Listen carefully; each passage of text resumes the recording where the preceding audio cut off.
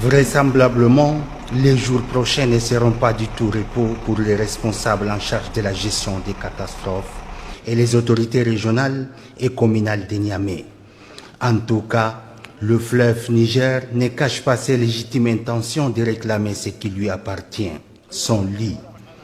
En 2020, alors que l'on ne l'attendait pas dans une aussi grande colère, il est arrivé, débordant même de son lit, engloutissant maisons, rizières et jardins potagers sur son passage, trop tard pour limiter les dégâts.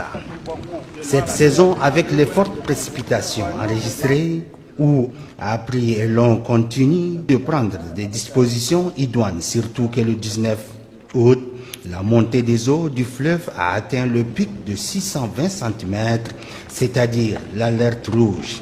Sur le terrain, le technicien, autorités et experts veillent au grain. Depuis hier, on est sur la digue pour essayer de colmater les brèches qui se sont apparues depuis hier, avec l'appui de l'ONAHA et la ville de Niamey.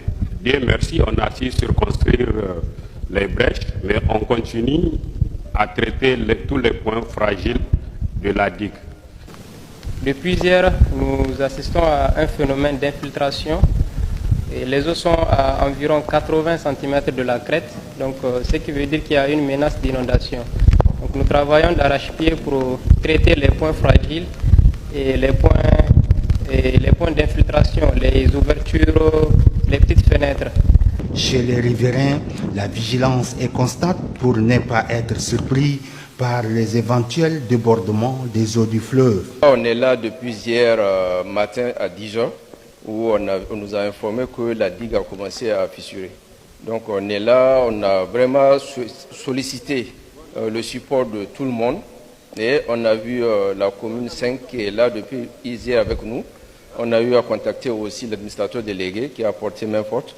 Là, je peux dire vraiment, il y a eu plus de peur que de mal, mais le risque est toujours là et élevé. Le fleuve est surveillé de près. La moindre faille détectée au niveau des berges ou de la digue est aussitôt colmatée pour contenir les vagues d'eau qui peuvent déferler si les précipitations se poursuivent à leur rythme du mois d'août.